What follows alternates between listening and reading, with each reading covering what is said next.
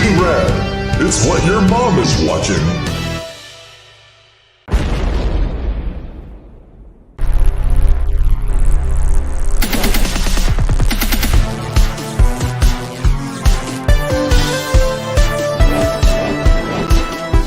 The recognized symbol of excellence in comic entertainment.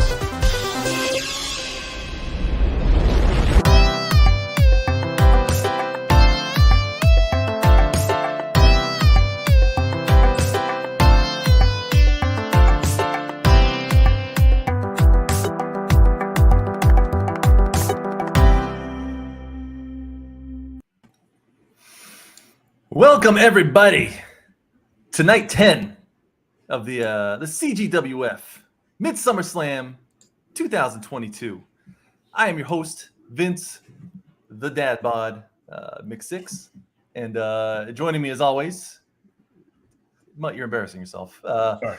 We've got yes, welcome Ali Sanguis, repping tonight. Joining me as always, we've got Macho Dan, the Dandy Savage, and, of course, reporting live from his plexiglass bathroom stall, hanging high above the Breaking Rad Arena, Muddington Man, the Third. And in a moment, we will be joined by the Deathmatch King, Mark Polden. He's running late. He too had a poo-poo break, and it happens. It happens sometimes. It happens. Give the man a break. He's killing people all day, slaying, and then hard to take a time for. Takes a lot hard out to of take a guy. that personal time when you're slaughtering your enemies, of course. But I'll start with you guys, Macho. I feel I fear asking you this every week, but what are your predictions for the evening, and do you know who's fighting tonight? Okay, I do know who's fighting tonight. I'm gonna go ahead and I usually back Piper and whoever her teammate is, and I know who her teammate is, and that's Allie. I know. I usually back Piper, and tonight is no different. I'm backing Piper again and Allie. Going with that. That's going to be my pick for the tag team event tonight. And then for the ladder match, I don't know. Donald DeLay is looking pretty mean. It's going to be between him and Christgau, I think. One of them are going to. It's also not a ladder match. It's a it's not a ladder match. Cage match. No, I knew there was a I can only remember so much of what you tell me. So this is Muddy. How's the audience feeling? So that's what I'm going with tonight. Enough of you, Muddy. The audience is really doesn't know what to do with themselves tonight. There's a lot of weird energy here today. I think people are just not really sure what's going to happen. You've got a lot of personalities up there. You've got people who are willing to do anything, and I do mean anything, to win a match. So there's going to be some blood. Night. There's going to be some guts. It's going to be crazy, and the crowd is just kind of like just weary with anticipation. They look frozen with fear behind you. Actually, they're moving around. It's hard to see from my plexiglass case. I think the plexiglass maybe distorts the view a little bit. A little bit. They wish their view was distorted, but they're just getting a good old view of Money on the potty there. Well, look, as we wait for Polden, we're not going to waste time anyway, though. He'll hop in when he's ready. I'm sure he's wiping up right now. So we got some wrestling to get to. We open the night with the ladies' showdown. We don't get to have a lot of these, but when we do, they almost never disappoint. And tonight we've got a tornado. Macho, pay attention. I'm saying what the matches are. We've got a tornado tag team match. It's a tornado tag, Macho. I don't know if you knew that. Between some of the fiercest females in the CGWF, plus one newcomer who will be proving her worth tonight. Our first duo needs zero introduction, but I'm giving it one anyway.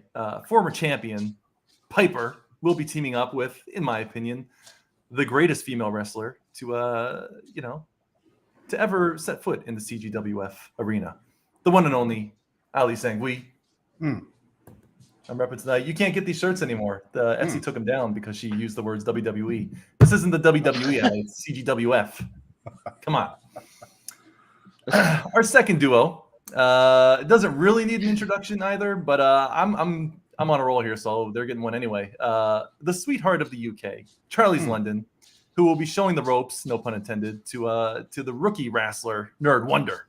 Now, Nerd Wonder has been lingering in the background for quite some time, having been first introduced to the roster nearly half a year ago on Twitter, but never really got her opportunity to show what she was made of in the ring, with the big girls. And I'm not sure if I'm allowed to say big girls without coming off as insulting, but I'm saying it anyway. All I know is Nerd Wonder has personally promised me that if I give her her day in the ring, that she will not only break records, but make history. That's a big check to cash. Yeah. But, Nerd, let's hope you can back it up. All right. So let's go ringside where Polton should have been there. Clearly, homeboys. Let me make sure he actually has the link. He hasn't. He's just wasting time. All right. Well, we're gonna go ringside anyway, where our ladies are getting ready to enter into the squared circle. Boys, don't let me down. We gotta live up. All right. Who needs Polton? He's just gonna come in here and suck up all the oxygen anyway. It's fine. He will. That's how he rolls. We got this. Don't even worry about it. We're professionals. No. No. I'm a professional. I even know who's wrestling. Right on time. Look at that. There he is. Did you wipe properly, Polton? You good? Okay. He's not going to say anything now because he heard me. We have a silent snap. There we go. Piper and Allie, ready to go. Fired up. Look at the Allie, energy there. Wow. The following contest is a tornado tag team match. All right. Making their way to the ring. Polton, are you good, man? I know. You gonna say anything? You're really. Who books the flights around CGWF? Brian McSix? You got me taking 6 connecting flights to get to Texas tonight. Look, I got you the finest Southwest has to offer. We don't really have direct flights. Oh my gosh! Economy all the way. The Deathmatch King wouldn't miss this for the world. I mean, it's who I am. It's why I'm that book fulfilling, John Malin killing icon. I never miss a show. Ali, these stay on our channel. It's not like we also upload to a Rumble page. I'll send the link out for that too. Yeah. You can watch it every single day and share it to all your friends. Show everybody. And their opponents, Charlie's London. I kick butt for the Lord. This is CG Wrestling. All right, Allie, I bet if you ask really nicely, Mark will hook that up for you. Now, these two right here would be your underdogs. Is that correct? I'm going to go with underdogs right now. Look, anytime Allie's in the ring, everybody's an underdog. Oh, look at No this. offense. I love Charlie's, but Yeah, I think the Alley fever is really starting to catch on. Her fans are starting to call themselves the Alley Cats. I saw one devoted Alley Cat who looked like he stepped right out of the Cure's music video. sounds about right. And we're underway. Texas Tornado rules tonight. That's how we roll. Tag teams are boring. I like Tornado. Allie already taking it to Charlie's London. Not going easy. Cal, don't cover up Mark's pretty face down there. The Underdogs taking a beating. I think that's their team name, the Underdogs. Oh, man. Oh, Charlie setting up. Oh, I thought she was going for that 619. Ooh. They're fierce out in the UK. You know, they have a very charming demeanor, but get out of here. Cal, stop it. Oh, nice backbreaker. Ugh. Tell you what, the ladies aren't pulling any punches tonight. Everybody's going to have some bruises. Mark, I was personally promised by Nerd Wonder that this would be a record-breaking night from her. So Nice. What kind of records is she breaking?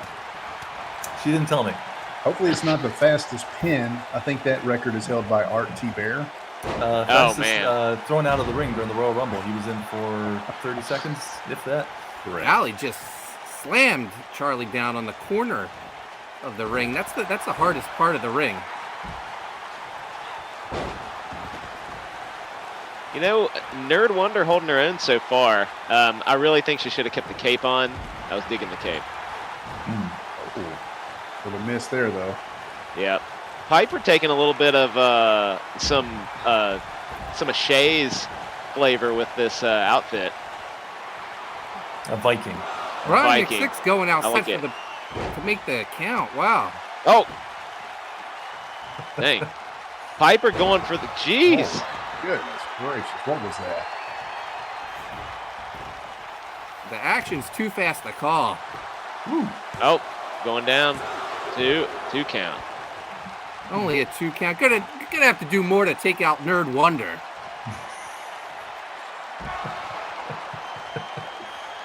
Here it is. Oh. That's the more. That might do it. It might do it. It might be it. 2, 3. I told you that wow. was it. Piper, Holy good smokes. Oh, grief. Charlie's might be dead too.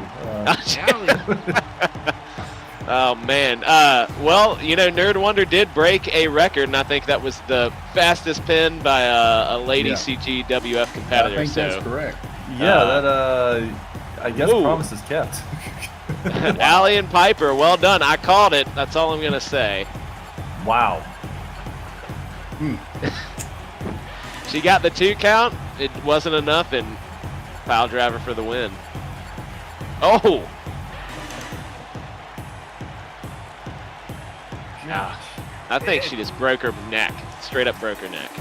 If I were a couple minutes later, I would have missed this match. Yeah. I'm here and I almost missed it. I took Gosh. my drink. I mean, it was, they didn't give him a chance to breathe. Nerd Wonder and Charlie's got, you know, a couple punches in, but these ladies, I think Took the it all the punches just made them stronger. Wow. If the Holy CGWF is adding women's tag titles, I think you're looking at the top team. 100% agree. That was brutal. I need to put them against another team, I think, Yeah. to really test that. My gosh. Yeah. Yeah. That was brutal. That was a slaughter. Allie, congratulations. This was your first confirmed win in the CGWF. Big time win. So congratulations. Maybe confirmed kill. We'll have to check on Nerd Wonder. Yeah, Charlie's too. She was very limp. And after the bell rang, she still slammed her into the side of the ring there. It was Vicious. that was dark. That was dark. This is a very, you know, we're doing MidSummer Slam. It's supposed to be very upbeat, and there's been a lot of death and carnage and murder. Yes. Great. A lot of blood. Look, what do you expect when you get in the ring with the Wolf Mama? Yeah. And a woman whose catchphrase is "bleed them black." Yeah. I still don't know what that means, but I'm more terrified of it now Yeah. than when I bought the shirt. They don't call her the Wolf Mama for nothing. Several fans were howling when she entered the ring. I heard that PETA was outside protesting, and some fans have reported that the protesters were disbanded, and some were even fed to the Wolf Mama's pups. Oh my gosh. Wow. It's hardcore, man. Terrifying. It's hardcore. There it is. We are the darkness. All right. It Let's is. say, I think we're gonna put them in Polton's arena from now on. You just Yeah, stay right. out of Fort Worth. Y'all a little I scary for me. approve. We may You have would, some you new would. ladies deathmatch champs. Yeah. I like it. Book it. Gosh. Well, man. Well, let's hope the men can give us more of a show tonight. Let's hope. I don't know. They gave us a show all right. Let's just hope the men last a little bit longer. A nice long show. Yeah. I'm trying not to make remarks much of it. I called in the big guns for this match, boys. 6 guns to be precise. We've got Brian Christgau making his glorious return to the arena since his ladder match for the Breaking Rad title, which he lost. But we still love him.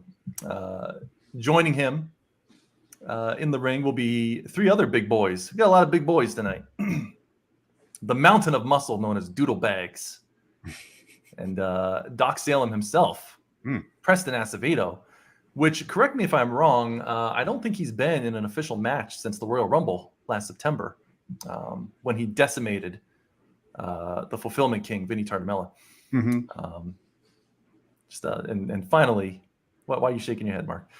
Finally, just a monstrosity of a man, Donal Delay. Dude, I would kill for compilation of my entries. I'm actually working on something to get everybody's individual matches all easily accessible by fighter. So Nerd Wonder just woke up. Sorry. Yeah. Make sure you get to the hospital. Take care of yourself. Feel free to catch the replay. Just you waking up. Waking up and forgot what shit was happening. I think we're going to call you the record breaker from now on. You broke records tonight. All the wrong ones. But anyway, we've also got Donald T. Delay coming into the ring, and we've personally seen him manhandle two. You say wrestlers, I say furries. Sierra Whiskey and Stat Zero. Yeah, with ease. Without even breaking a sweat. Yeah, no problem with those guys. Yeah, well, he's always kind of sweaty, but you know what I mean. He didn't break extra sweat on top of the sweats. So we're going to unleash these titans at a steel cage to see who can get out first. Yeah. So we're going to in a moment. I will send us ringside. If you just give me a moment. Yeah, we're giving you a moment. The moment has been given. There it is. And now we're ringside. Look at that.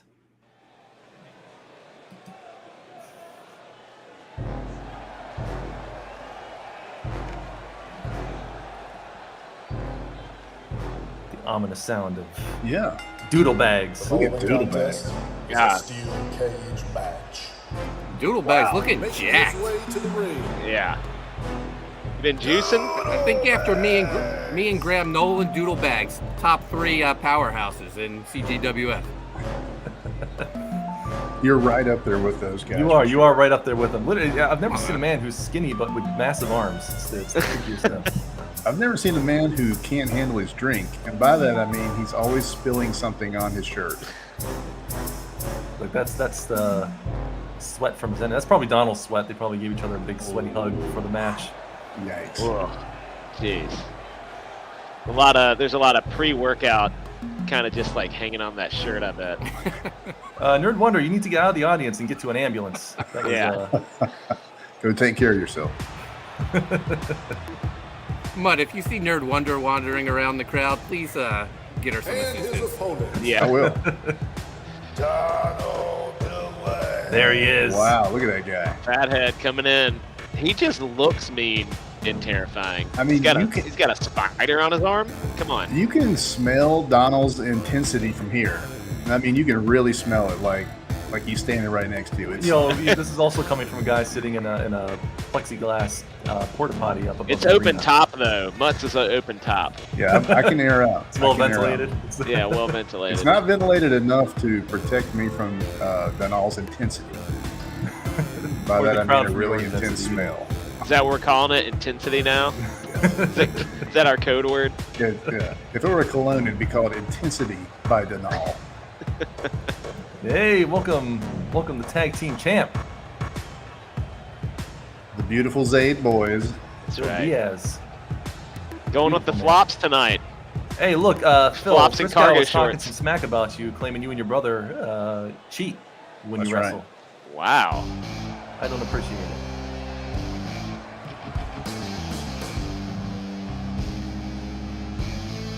All right, There he is. There he is. He's got the boots on. Limber up. Hey, he knew he was coming to Fort Worth, baby. Yeah. He's got a fresh edge up on the beard. Looking good. Sleeveless tank. Got the I weird did ask him to go signage. shirtless tonight. He didn't listen to me. Preston Asevedo. Look at that guy. He's Welcome, ready Darth. to go.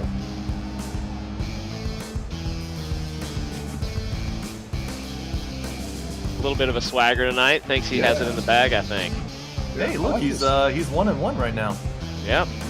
We have not seen him in the ring since September at the Royal Rumble. He called it today on Twitter. He's saying he's winning this match. Confident.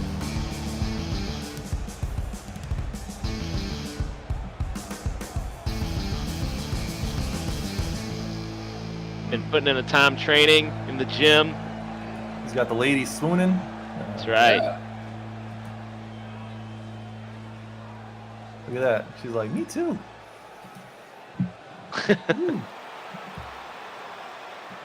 All right. Smack talker himself coming in now. Yep. Look at this. And their opponents, I So tell you jolly. what.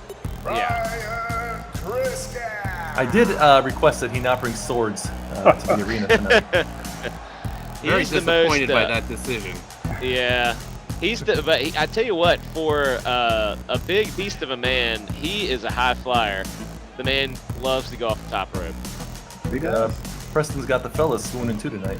Yeah. All right. The 6-gun vanilla. Yeah. Tighten up that ponytail, Brian.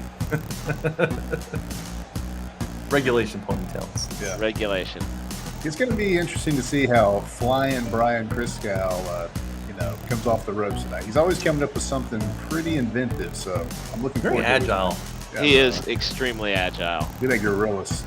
That's right. Very tiny arms though. You don't need big arms when you can jump on people's faces from a From the top rope. high distance. Makes your ground and pound a little less effective though. Cage coming down. I'm calling it for Donal tonight. Predictions, fellas. Whew, I don't know. I'm going with flying Brian Christgau, I think. I'm That's going my pick Asevedo. too. Yeah. You going Asevedo Asevedo, for me. Mike? All right. 2 Christgau's, a Donal. No one's rooting for Doodlebags, huh? Like- I mean, it's the name. I just don't like saying it. It is puts a weird image in your head. There he goes. He's There he already going goes. for it. Right. Donald's like, no thanks. Come on. All right, Nerd Wonder is saying she's calling for Doodle. I've never seen Donal move so fast.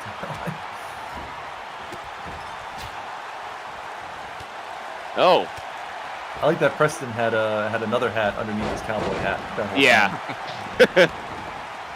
You can never have too many hats.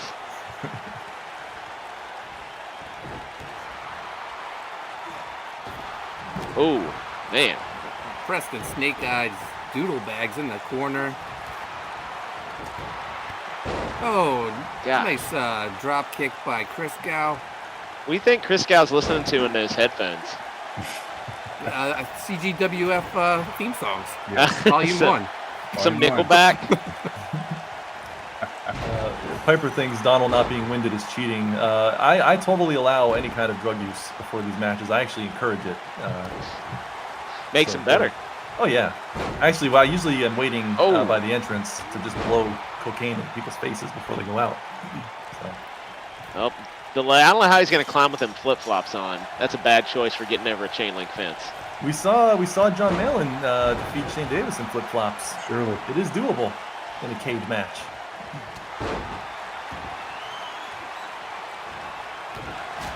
Oh, big but- chop takes down Preston Asevedo. Malin has them wolf talons. He uses the hook and climb up. Doodlebags going for the escape.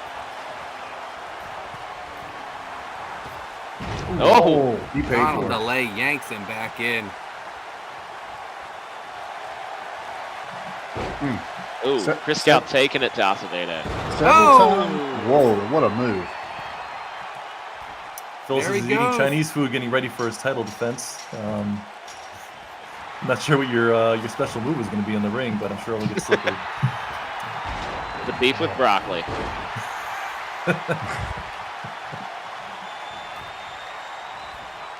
Oh, Nobody Belly watching to Preston. Come on, Preston. Go. Doodlebags my going God. for the Rage three right now. amigos. That's my pick. Get up there. Get them boots oh going. man, Donald Delay missed. Oh Donald's no, he's forcing not going to let Preston. him go. Get that leg. Oh, Yeah, pull him back in. oh man. Oh no, Oh man, Wow. 50 over. Christgau. Here comes the 6-gun. Fast as a cat up the The meat. cage. Now, how Oh. did punching his thigh stop him from climbing up? Oh, The meat. Asevedo. Go, Preston, go. Oh my Preston is gosh, determined. he can't get his. His cowboy boots caught. The heart of the champion. They're too slick.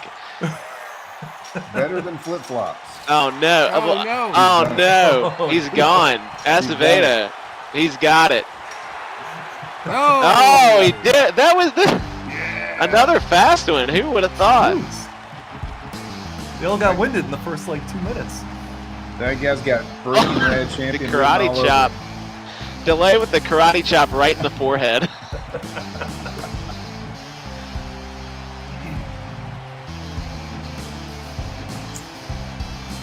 Look, I gotta say, Christgau still looked svelte, jumping around, doing flips. Yes, indeed. Ladies and That's the winner. your winner, Preston Asevedo. It was his lucky leather hat that did it. When you're a man who wears a leather hat under your cowboy hat, that is a winner. As Nerd Wonder called it, an emergency hat. It's right. an emergency leather hat. Yeah, Piper, these were quick tonight. I think we haven't really done this in a little while, and I think everyone's just been training, and they were ready. They were hungry for it tonight. Yep. Yeah. I've got Preston a public Asevedo, service 2 for announcement. 2. Yeah, he did great. Yeah. We need to get this guy some freaking title matches. He's unstoppable. Yeah, I get a service announcement for the fans. I just want to remind the fans that, especially here in the crowd, getting too close to the action can be dangerous. One fan wanted to reach out and touch Brian Christgau, and he grabbed the man, he threw him on the ground, and did a somersault gorilla flop on his head. Oh no. That fan is now dead. So let's use that as a life lesson, folks. Never touch the wrestlers, okay? Just stay in your seat. Especially because, as I said, I was blowing coke in their faces before the match. That always helps. They're not thinking too straight. They're like animals, a little more Oh, than look animals. who it is! Look who it is! Got robbed. Rob, again. come on now. Don't accuse. Enough of that. Yeah. No one's bringing weapons into the arena tonight. No one brought weapons this time. You were my guy, Brian. You made me look bad. Mark holding the 2-gun gorilla. Yeah. Let's see him. Let's see the 2 guns. Yeah, they are. Pop, pop. You never get a Bang, second bang. chance to make the Deathmatch King look bad. Well, look, that concludes night 10, but we'll be back with more wrestling action on August 30th for our main event. And that's right. This summer we've got 2 main events, actually 3 big events if you count the professionals match we just had last week. I don't know if it's canon what goes on there because they just give a finger to kayfabe while it's going on. Pause and rewind. But so we've got 5 matches, which I feel are going to blow all the other matches out of the water, all the other events. They'll obviously blow King of That Thing out of the water because that one sucked, as evident by our embarrassing views that night. But look, let me give a little rundown of what we got coming up on August 30th here, because I got a few a few reveals, if you will. All right. If you give me a moment, my friends, give me one moment, and let me bring this up. I wasn't prepared for this. Here we go. I can see you working in your glasses. It's great. Here we go. We've shown this one already. This is where's my notes here? There we go. This is the one I'm dubbing the Defend Your Man at SummerSlam, where we have 2 of our wrestlers' main squeezes facing off against each other to defend their man's honor. I imagine some smack talk was spoken behind the scenes. So we will be having Yanzi Lin defending Zombie Shane Davis's honor against Whitney Parnell, who will be defending Hands of Stone, Patrick Thomas Parnell. Next up, people, we ain't done yet. We got more. If you give me another moment. It's going to be a good match. I'm looking forward to that. Look, I don't really know how you're supposed to share these with ease, but here's one we haven't seen yet. Iron Man match, the Battle of the Joes. Oh yeah, this is going to be good. We got. I'll tell you who I'm not going to put my money on. Yeah, I think we all agree. It's a safe bet. A safe bet. And one of them hasn't even been tried in the ring yet. We got Joe Fulton against Joe Ball against Joe Sontag in an Iron Man match. This one, the way these work, is you will have a time limit, and whoever gets the most pins before the match is over will declare the winner. All right. So you get pinned, like you're still it. going.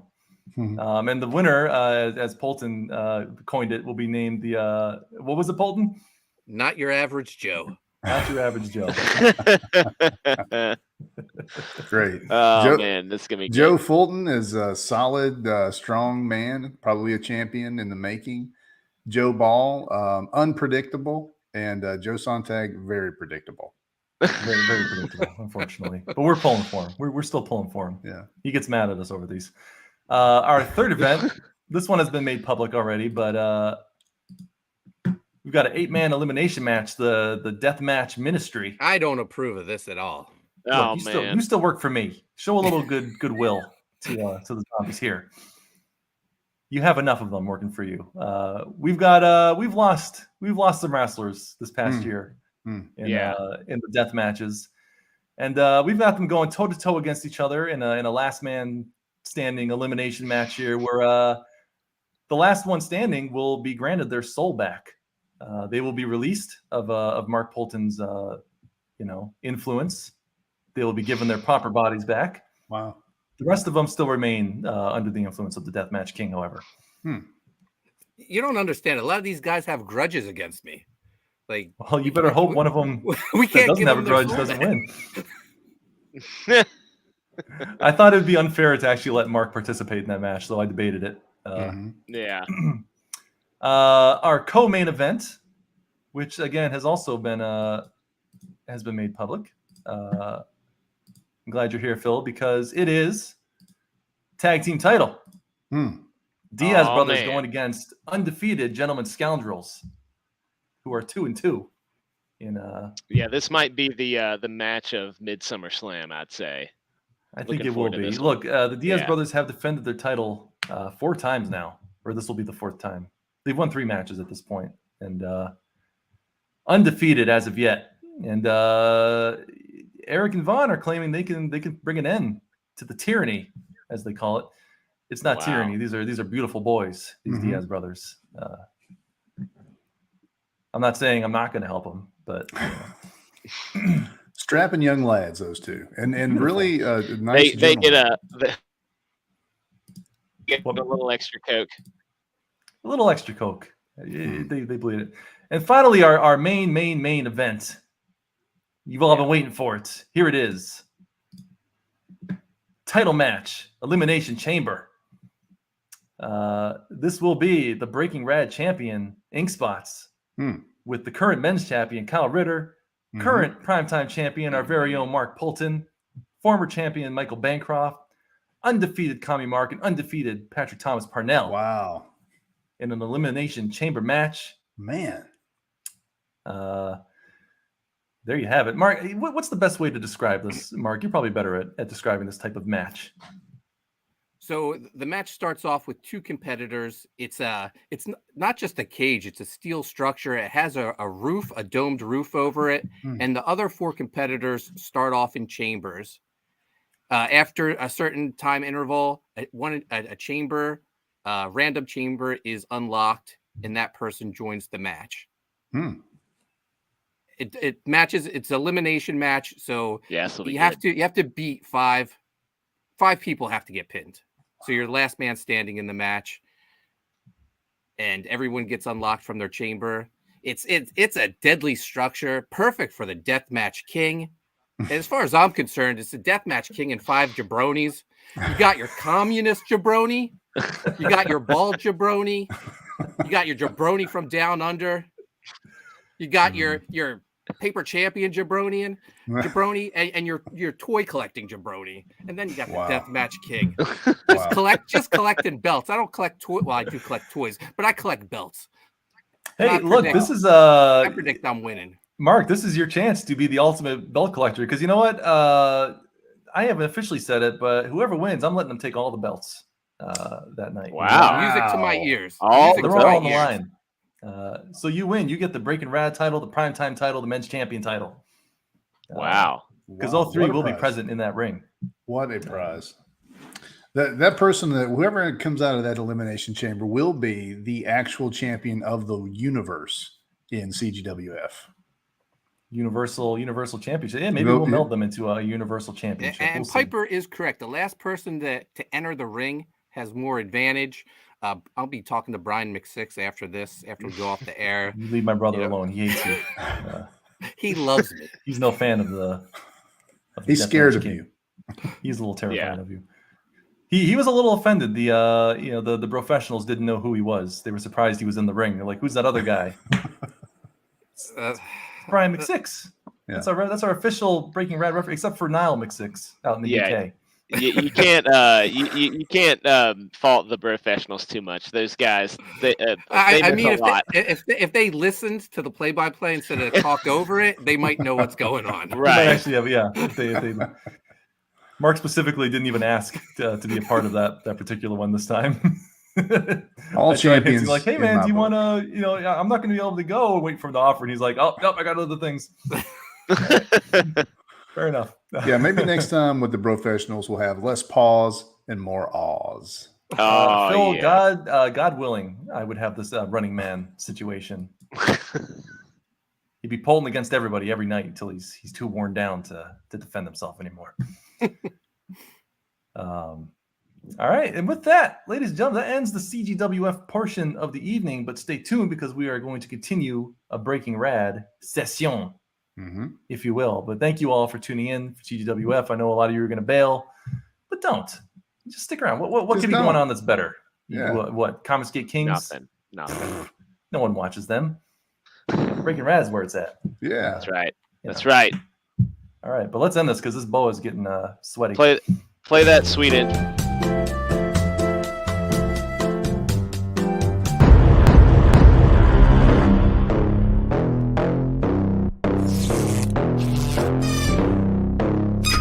Come here!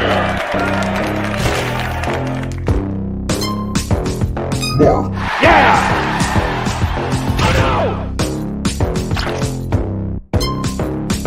Damn! Ooh, yeah!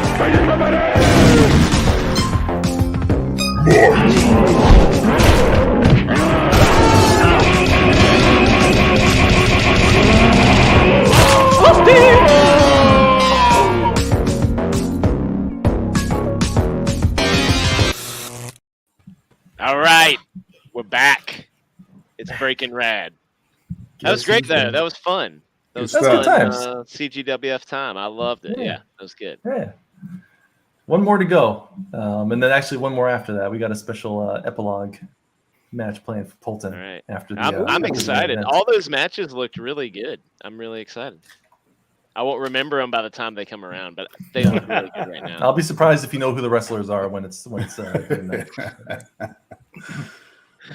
Right on. Well, welcome everybody We do too. the regular show Breaking Rad. And hey, Pops. I know you're saying hi, Piper, but I'm pretty sure you said hi to us earlier. There it is. Pops. Heyo. What's up, Pops? But before I was interrupted, we have a bunch of good stuff tonight. Maybe not all the usual stuff, but we got a bunch of good stuff. And if I can pad just for a couple seconds, I'm going to totally pull up the show flow, and I'll tell you what those things are. See, don't get on me about not being prepared. No, 1,000. You've had that whole time. You weren't doing 2,000. anything. 3, 1,000. Yeah, no, I'm here. I already got it. We did it. Am I frozen? No. Frozen? You're good. Okay. All right, I'm good. So we're gonna move on to something we're pretty excited about. It's poor quality because my internet sucks. I'm gonna let Mutt take it over from here while I fix my internet. We're gonna talk. Okay, what we're going to talk about. What we're going to talk about is our super team that we've been working on for a little while now. The name of the team is called the Drifters. And basically, we have created a world where hobos become the heroes. This is something that is near and dear to our hearts. And so we're trying to kind of get this thing off the ground and put a little energy behind it because we want to make it an actual real comic book that we will be putting out for people to get, to back and support on Indiegogo at some point. But we have to work through some kinks and get some of our characterizations correct and get some of our storyline correct. and you get to see it done live because we're all creative dudes and we like to bounce things off of each other and fight and argue and come up with the best scenario for the story. So you get to watch our process right here. So what we're going to do is we're going to have some top that pitches, and I'm going to let Cal kind of lay out what the top that pitches are going to be. All right, so top that is our story pitch game show, the best one in the whole world. Yes. Normally we have some prompts that we pick the previous week, and then we all kind of pitch based on those. But tonight we're trying to figure out the overall story arc for our first book.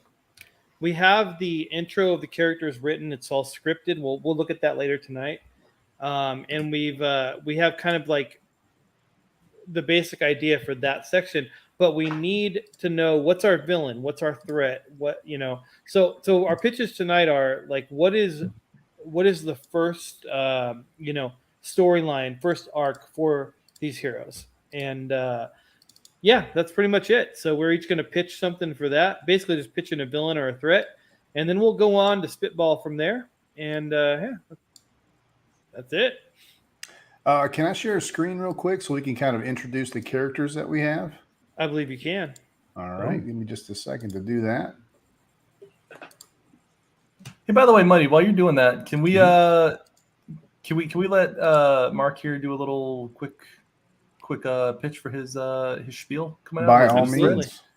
We can give you a chance to do your pitching tonight. Oh yeah, pitch us. Throw down. September 9th, I'm launching Loose Threads, 80-page graphic novel. What happens to your favorite comic book characters when their series are canceled?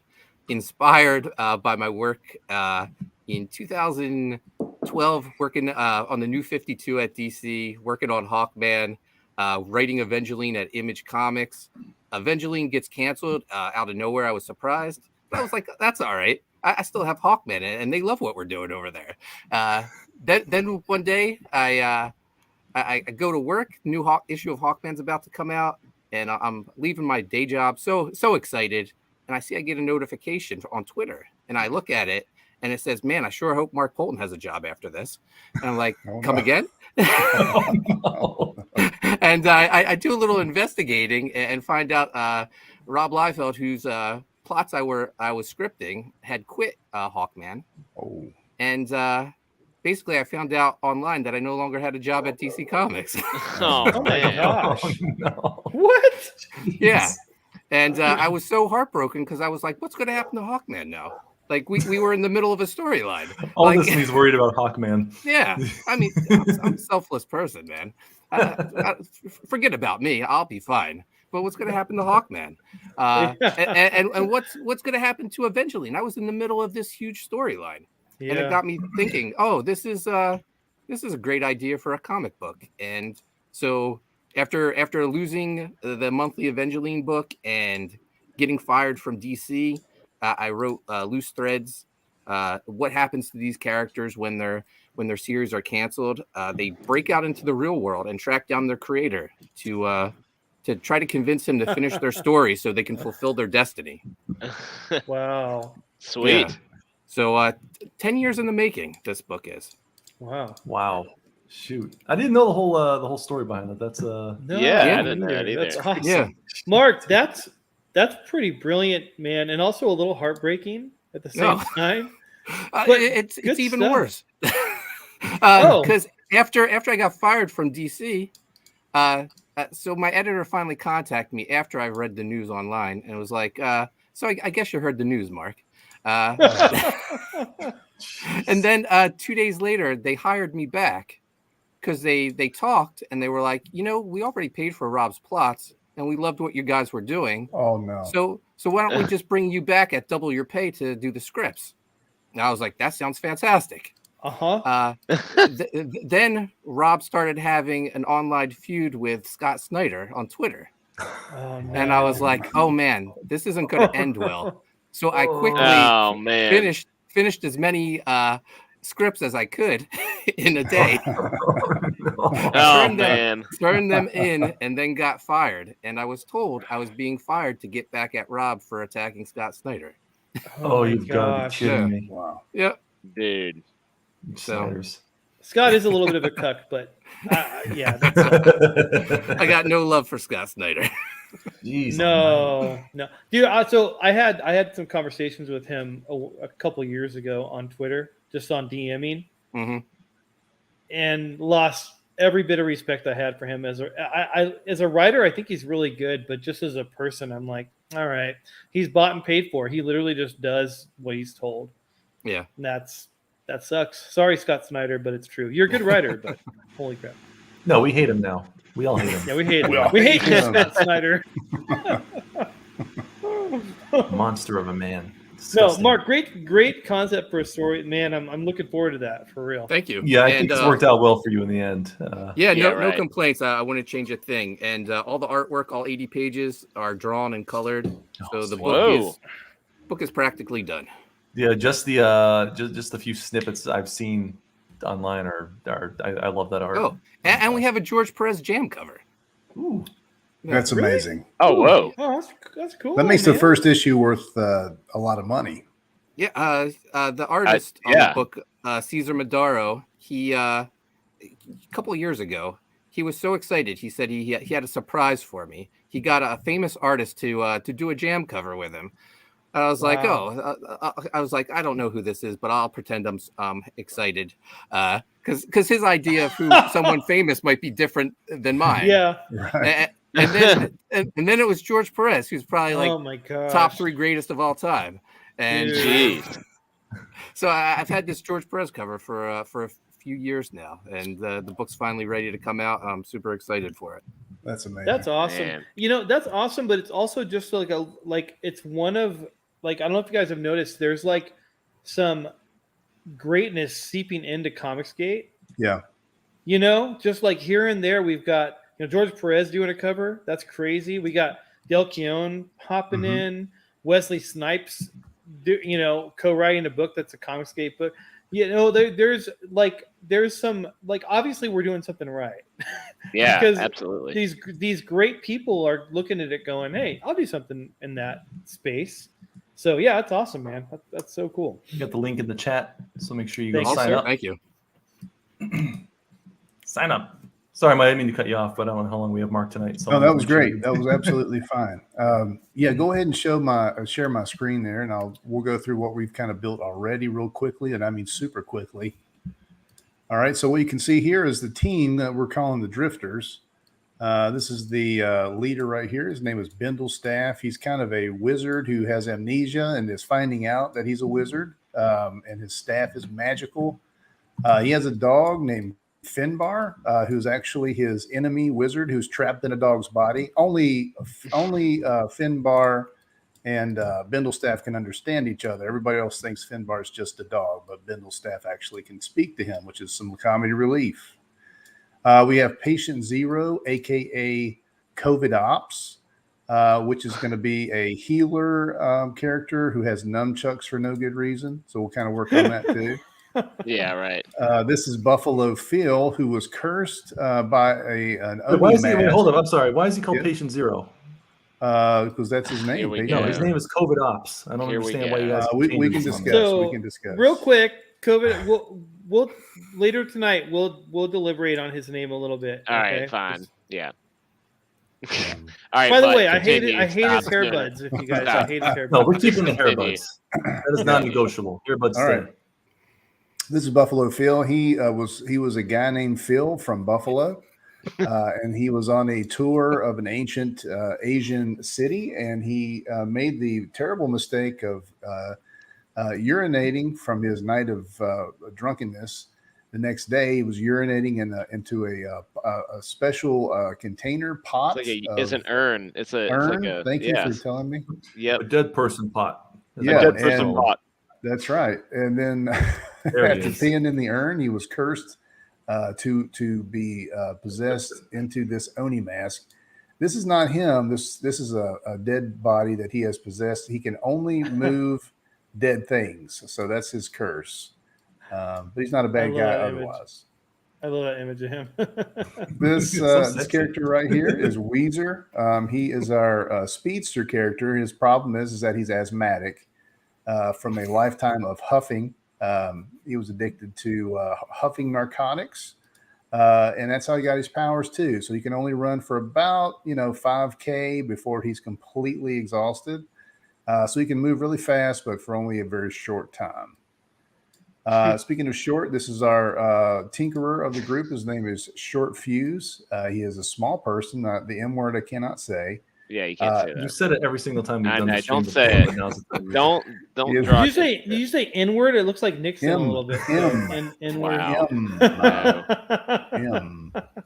Nixon N-word. Yeah, and anyway, so he's a guy who is very skilled at making things.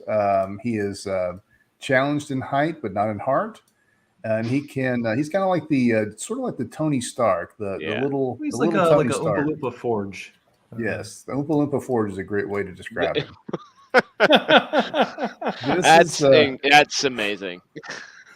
This beautiful lady right here is Cezanne, an alien from another planet who crash landed on Earth. And depending on what season it is and what environment she finds herself in, her body will transform with particular powers that she gets because she's within that environment. Meaning, sometimes she's hot. Just so you know, sometimes she's hot. Other times she looks like a freaking monster. Obviously that's the way I drew her. Cal. Look at those feet, you guys that are into that sort of thing. I mean, look at this. I love it. I'm into that. Yeah, this is our team right here. This is the Drifters. This is who we're talking about tonight. I think that's a pretty quick assessment. Do you guys have anything you want to add on that? Well, I will say we created this team when was the new Warriors came out and like Safe Space and Trailblazer and blah. We were like, hey, let's do a stream and like come up with a better superhero team than that. And we did, even though it's all tongue in cheek. There's still a better superhero team than the new. We actually Warriors. lost our channel for a little while because we kept referring to COVID Ops, not Patient Zero, COVID Ops. Yeah. Because he was, we used the terms weaponized and the name of the disease in the same sentence, and they shut his channel and down. that was back when you couldn't talk about it on YouTube. Period. You just couldn't even say the word. But that was his origin, as he was blasted in the face with a weaponized version of that thing. So hopefully, what we're gonna do is out of this team that we made as kind of a joke, we're gonna get a little bit more serious about it, and we have been getting serious about it. So Cal has a script that he started on, and we are all gonna kind of writing this together. And then tonight, the top of that we're gonna play is we're going to try to figure out what the villain is. It might not be the final. We had a new villain, right? Well, we had a villain. We're thinking of something a little bit more street level this time. So, or maybe not street level. That's the wrong word, but a little bit closer. Terrestrial. Not big galactic. Terrestrial. Yeah, there you go. So we're going for a new villain. The other villain that we had created is still going to be, play a part in the story. This one, though, is going to kind of work for our first volume as we grow this IP. Right. Yeah. All right. Well, I guess go ahead. Well, go ahead, Cal. Introduce, kind of top that, and what we're going to be doing here.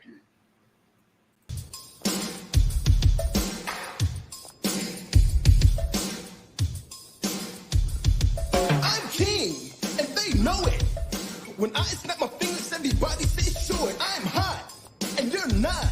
But if you want to hang with me, I'll give it one shot. Top that. All right. Well, I already set it up. We're just pitching ideas for villains or threats for the first book for the superhero team, and that's it. So Mark, let's do it. I'll let you go deliberate on who goes first, who goes second, who goes last, and me. Sorry, what? Sorry. Yeah. Me deliberate. Okay. Let's start with the Mutt Man because she's looking so dang pretty tonight. Okay. This is not a 2-minute time limit, correct, Cal? No, just pitch. He's just going to put Arnie you whenever he feels like it. No, don't do that. Whenever it's we are bad. Going to blow you up, though. If it gets bad, he's going to Arnie you. All right. Are you ready? I'm ready. Ready. Interdimensional beings have always existed. For an eternity, they were bound to the pathways and doorways of the Almighty, created before time, that allowed for simple movement through reality. These passages are kept by a special race of guardians, bred to be the cosmic watchers on the wall. But evil is out of balance, and the pathways the Dark Ones walked are beginning to change. They have grown more brazen. Many attempts have been made by dark beings to circumvent the old pathways and forge new doors, not created by the Almighty. Doors that are more unpredictable and dangerous, pried open by dark beings desiring to gorge on the powerless and set up thrones among mankind. Jenny is a guardian. She looks like an old lady, a soup kitchen volunteer to you and me, but she has a specific job to do. Create a group of new guardians to help her guard Earth's reality and protect its people from the Dark Ones who seek unauthorized entrance. One such Dark One is Vladimirius, the Terrible. He gained unauthorized entry into the mountains of Romania in 1569 AD and created an army of blood-sucking disciples before Jenny discovered him and defeated him. She sealed the door eternally, but not before sustaining an irrevocable injury, one that would drain her life slowly over thousands of years. But Vladimirius has grown in power through his hatred. He has walked through the dark corridors searching for a new door. Now, in our present reality, he's found it, and only Jenny can stop him. But in her weakened state, she must rely on humans with special abilities. But they are so flawed and full of doubt.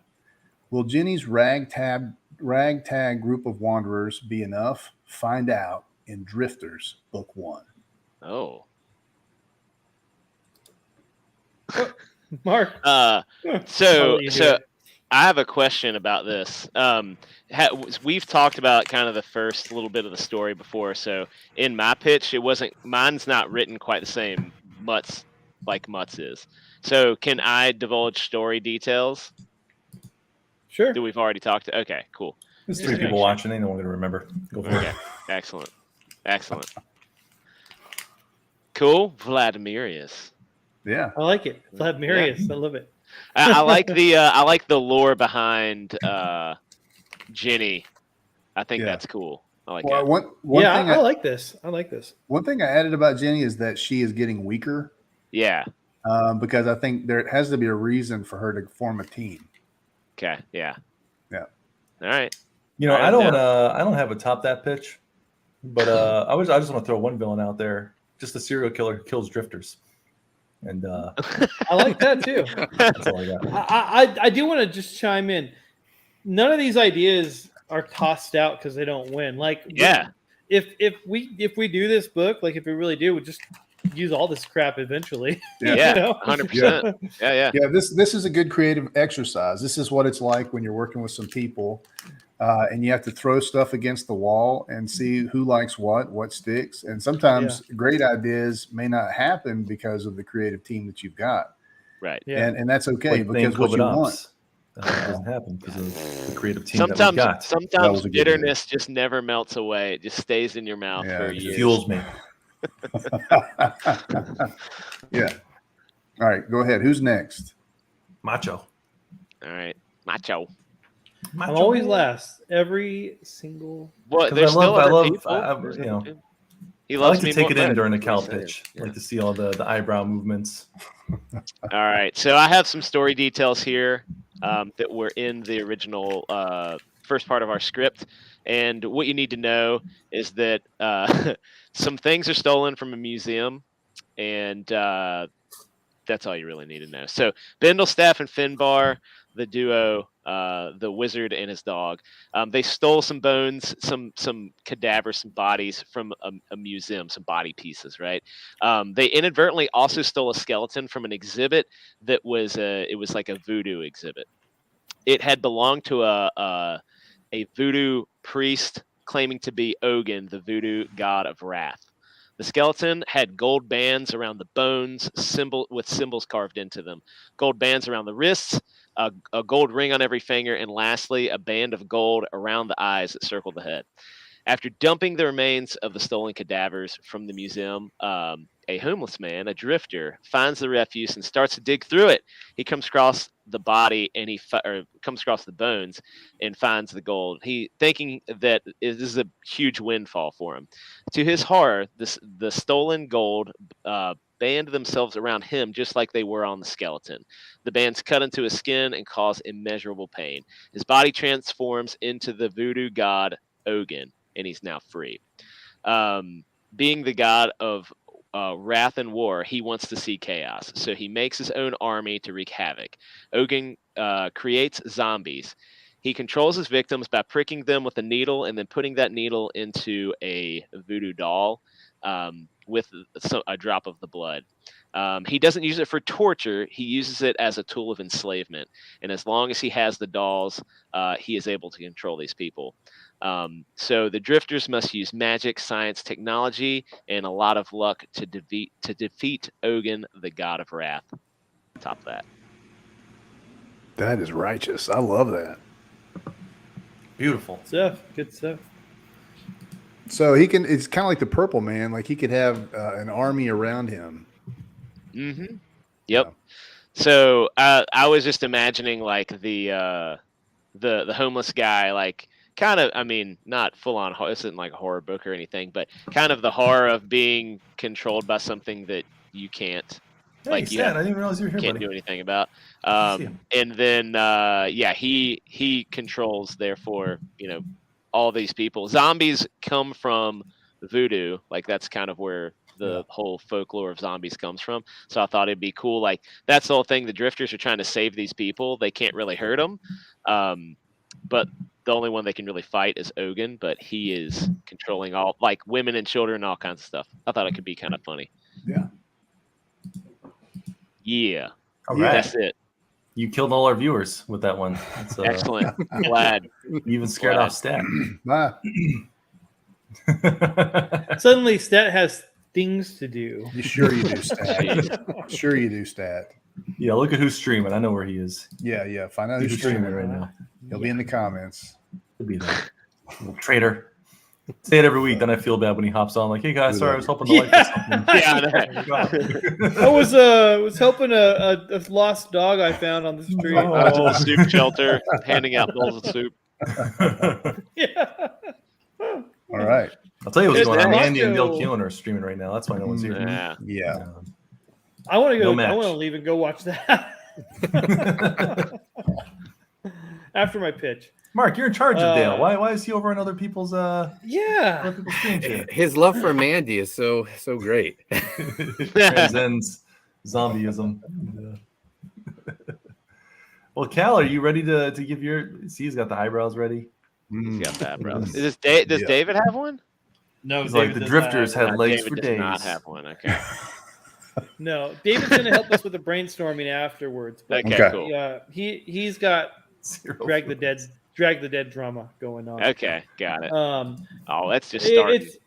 It's crazy how similar Macho, your pitch and mine are pretty close. Oh yeah, that means they're it's a good idea. And then they come together, they converge. 0 viewers. Yeah, you killed it. Y'all killed it. Yeah, you're welcome. You're welcome, everybody. I can clear a room. I didn't even. Even our own guys aren't even on YouTube now. None of us are even pumping up those. We don't numbers. We could have like 5 numbers right now. But, we usually have at least Kokoshuko, Papa Shango, and we've at least got like Rusty. Where's Rusty at? Rusty. They're all watching Dale and Mandy, man. They don't want us anymore. We're all news. They It's got all their right, dude. wrestling fix. And, okay. Let's use our time. Let's use our time. You can cut it up. It'll be good. I'll go watch, guys. Yeah. Yeah, report in on how it's going over there. We're gonna see Mark someone's got to do it on the other streams. Dang it. Okay, well, my pitch is blah blah blah. Oh man. Man, we got one back with that. Good job. Well, you got it. Yes. All right, so here's my pitch. You guys ready? Yeah, we're ready. While rescuing Cezanne, the team learns of a town run by a ruthless dictator. The people just called the Beak. Ooh, stat. When they pass through town, the people all talk about him like he's the best thing to ever happen to the town. He can do no wrong, but some are clearly lying. They're terrified of the Beak. Turns out the Beak is a centuries-old immortal British aristocrat who, with the power to dreamwalk and discover people's worst nightmares, then make them come true. He's been the mayor of the town for many decades, and even his elite team of bodyguards hate him, but they're too terrified to fight back. Most people in town believe the Beak is a god, and he may just be one. Little g, of course, but still powerful enough to reshape small portions of reality. The drifters are going to have to be very clever and careful with this one.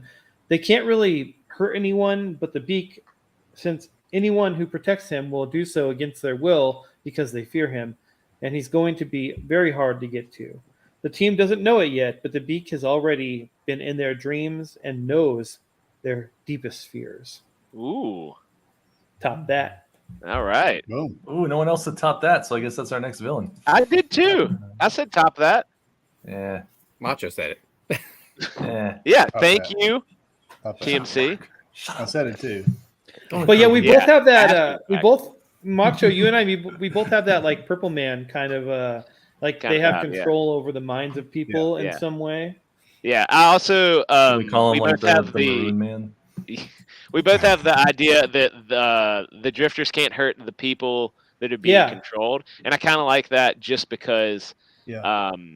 it gives them like they have to be creative, you know. Mhm. Yeah, I think that yeah. It's an extra conflict, that's going Right. on in the background while we're working on the plot. It's good. well, It's you can tell the writers in the room. That's all I'm gonna say. But that said, I did like Mutt's pitch. I did. Yeah, no, Right. yeah, absolutely. Yeah, look well, at that let's pity, let's let that pity compliment to Mutt. Pity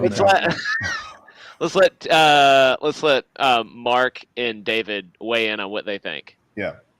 I like them all. I didn't did say the Mark. I aristocrat. meant the other Mark. I said Mark, not not you. Mark. Not you. I'm Mark. Fine. No, fine. No, whatever. I was gonna be nice. Now I'm gonna be mean when it's my turn. So no. I was talking about you, but I was trying to be funny. Got him. Got him. Got him. Mark, not Mark. You can all Marks can talk. Mark So- lives matter. Mutt, what was the name of your character again? Vladimirius. Yeah, I really liked Vladimirius. Yeah. Yeah, like I was. I wonder why. I wonder what would make Mark Polton, the creator of Vlad, Right. like Vladimirius. Yeah, you have a character, Vlad, too. My character is really more otherworldly, like not from Earth, other dimensional, but steps This is like into watching Earth. like two grade schoolers argue over their characters. Like mine's actually from a different country, but his powers.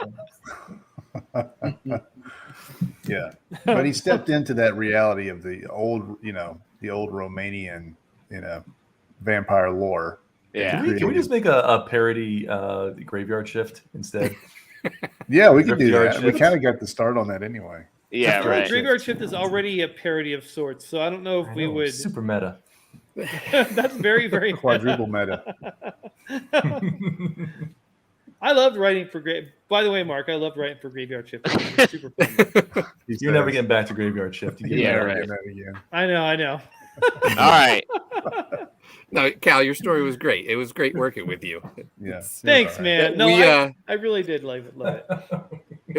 We've come to the conclusion though we need to keep our circle as small as possible as the people we work Yeah, with. that's what it is. Of course, Yeah. yeah. I mean, I would count you to do the same thing. So. Here you go, Cal. That's My own. No. Yeah. All right. So what did you think, David? You can say it's mine So- that you like the best. It's okay. Oh, here it comes. So You're free to there say was a lot of similarity between them. It feels like you almost could really kind of just marry them together, where you have Mutt's being kind of a backstory to the villain, the kind of his origin, and then if you take him from this really ethereal, otherworldly like place and bring him into the real world, that transition you could kind of lead into a marriage of cows and machos. So there's a lot. I mean, they kind of are jiving, I guess, right off the bat. The thing, okay, so this would be my question, and this is the thing that I was wondering or curious about, waiting to hear these. So for the heroes, right? They're all hobos, right? So these are all homeless folks. They get rounded up. They have by a home. Angelic. They get rounded up into a halfway home. Yes. Right, by this angelic type woman, right? But they're all coming from. They're all starting out the position of, being homeless people, hobos, whatever. So the thing that I was wondering is if there would be, because they're all starting out from the same place. We'll just say. Pause. Before you say anything that you're about to say, just know this: you will receive $0.00 for your ideas. Wow. So go ahead and we are shamelessly as will we, mining because you. as will we. We will make $0.00. We're all aware, but just so you know. Okay, now proceed, please. Okay, so and give us your best idea. Given I don't have like a particular idea. I guess my question would be, like, given that scenario, is that I wonder if there's something that can connect them being in that position, say, and I'm assuming none of them know each other until they get into this halfway house, right? Correct. So if there's something about the villain that could connect all those heroes together, like, does he have some kind of influence over, whatever gets people into those positions, and some kind of influence over their state of mind, some kind of influence over greedy politicians who've done things that cause them to be destitute, or some type of connected thing. That's what I was wondering if any of those would have, but they all seem kind of just about the villain.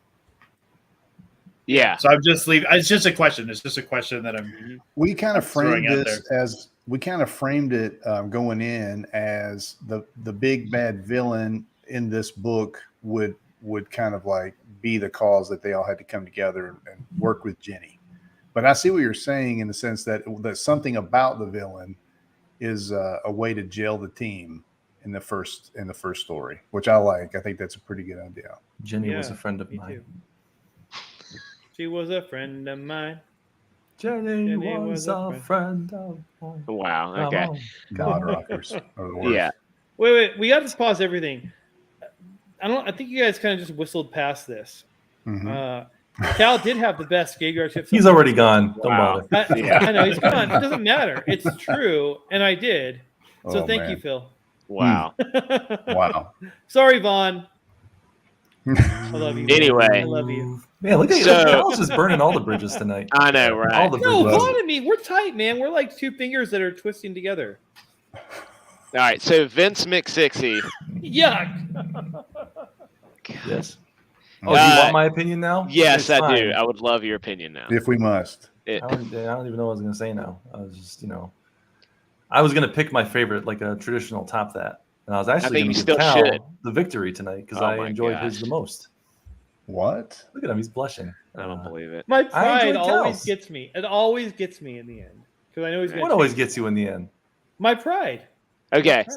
So let me ask you a question. What about Cal? Like, what was the theme in Cal's that you liked? I like that the drifters you got a bunch of homeless people that are taking on this aristocratic society. Oh, yeah, that is okay. You got a bunch of homeless bums taking on these rich, wealthy people.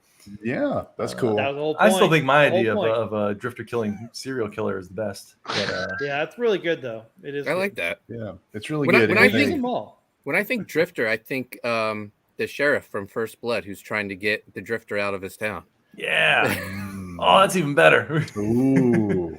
Can we just design whoever this is to look like Brian Dennehy? Yeah, just like big Brian Dennehy. Yes. Absolutely. Hey, Were why you head couldn't and you shoulder? look? Why couldn't you make it a sheriff and he controls not only the police town. but the town? Yeah. Okay, so real quick, a little background on mine since we're kind of free forming tonight. Yeah. The beak, Freestyle? the name is the beak because in British nomenclature, when you say someone's the beak, that could mean a magistrate or like somebody who like makes laws, like a judge. I really or thought it was something. going to be like an Egyptian god, like Ra or Horus or something. Well, I actually because he's immortal, I thought it'd be fun to make him go back all the way to like the Egyptians, so like Ra or somebody with like an actual like he's got a big nose. He's a British aristocrat, but who knows how old he is, and then he comes to America. He like helps, form this settlement to like have his own little kingdom. They base and all their people bird just gods off follow of the him. guy with a big nose. Yeah. It's like Yeah. I have a lot of fun ideas about this, so we're going to use it someday, even if it's not our first book. Okay. It's going to be stat 0. Yeah, right. I keep thinking like the plague guy. You know what I'm talking about? That has like the beak. Yeah, plague doctors. Plague doctor. Yeah, that's what I was thinking of. I'm just thinking of a guy with like a British dude with a big nose and bad teeth. Huh. That's racist. What if he wears those things like they used to I'm the wear to same race. the masquerade We had parties, Charlie's London on tonight, and you're talking about British people. I'm from my family goes back to. Oh my gosh. Here we go. I have lots This of doesn't black matter. friends, right? Is that what we're doing? No. I'm from that area. That's where I'm from. We know your family goes all the way back to Mexico, Little Mexico. Yeah. It's all good, man. We don't have Anyway, to brag. We don't have to pull I our would be proud to represent crests. Mexico, but that's not where I'm Mexical. from. I like it. Mexical. Yeah. Mexico. I am Are you a Mexical or a Mexican? Both, in some ways. So I did like in Mutt's pitch though how he connected the villain with the woman, like that they have an old knowledge of each other. Like That's You kind see of how David keeps coming back to my pitch? He's well, being polite. it's just of that these- I'm just more looking for the things that I can see are connected. I like that What too, and else I can think you at some point he connect? should say Jenny was a friend of mine before the kind. Oh my gosh. To pay tribute to Okay. the greatest band of all time. Who was the greatest Killers. band? Oh, Greatest album of that year of all time. Yeah, right. I do like the connection that Jenny has to what Vladimirius, the villain. You can't call I him like Vlad. that they were kind of like Jenny we tries will to never keep. call him Vlad. You're doing like a good light side dark side of the force situation. Yeah. And I could see right through it. I could see it the whole time, but I Oh, like it. you called yours generic. Yeah, that's okay because that's actually not bad. Maybe we should call He him loves bland generic. various. I was saying Might be a better name. I think the word you're looking for is derivative. Just playing. I'm just playing. Ooh. No, I honestly thought that was cool. I like that they're trying to force their way in. It reminds me of there's like a book I read, and it kind of reminds me of this whole like that book that was kind of super interesting. So The Bible. I dig that part. I did. Okay. What'd you say? Was Is it it the the Bible? Bible? Was that the It's book? not the Bible. Definitely not the Bible. Not if Macho's reading it. That is too many big words. So I guess what we need to do is either pick one of these or mush it together into one that we did. I right? like the mush it Plan? together. Mush it. Okay, We're gonna let's mush it. mush it. Mush it. Get it all mushy. So I like then, the beak. I say we take 90% of Cal's. 90%. How about 70? How about 70? Or maybe even How about 65. 99? 99. Ooh. I like So that let's too. do this. The beak is the character. He comes in. The background will be much like what Cal described. Can we say that he did come in once before and was defeated? Defeated by the group? By Jenny. The team? So the same sort of background connection. Oh. You know? Yeah, Cal's I was response thinking is that. just- Yeah. Maybe what he was before was the king of the island or something, or the king of some kind of place. And basically what it is these dark entities want to get into our world so they can set up a throne. because that's what they always want to do. They always want to come in, set up a throne. They want to, prey on the powerless and set up a throne. But you basically said he created vampires, right? I did say that, but You alluded to that. I did allude to that.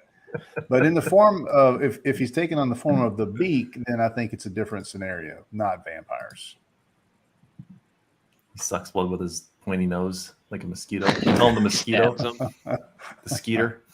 No, the skeeto, not the skeeter. That's So he's got the same kind of like power set that the beak was described as having. And some of the same things like Macho was describing, how he uses sort of innocent people to do his bidding. I think you should constrain him geographically. What does that mean? What are you saying? I mean, like if he can just within the say, city- okay, everybody is controlled by my brain now. You know what I'm saying? So he has to have some kind of a method there or has means. to be basically there one has to be a division. way Yeah, that doing one he's able division. to control them. Right. Like Cal was I think, correct me if I'm wrong, Cal, you were saying that he basically controls them through fear. But I feel like if enough people are rebelling, that fear goes away. So I feel like it has to be more than just fear. Mm-hmm. Well, what I said was that he can dream walk. He can find out what people's worst nightmares are, and then and he can reshape reality on a very small scale to make those nightmares come true for people. But it would be hard on the scale of an entire town. That's one of the issues I was trying to get over when I was writing the pitch. Is like, how does he do that for an entire town of potentially thousands of people? It's a lot of people to. Do you ever see reshape reality for. Needful Things? Yeah. Maybe it doesn't have to just be nightmares.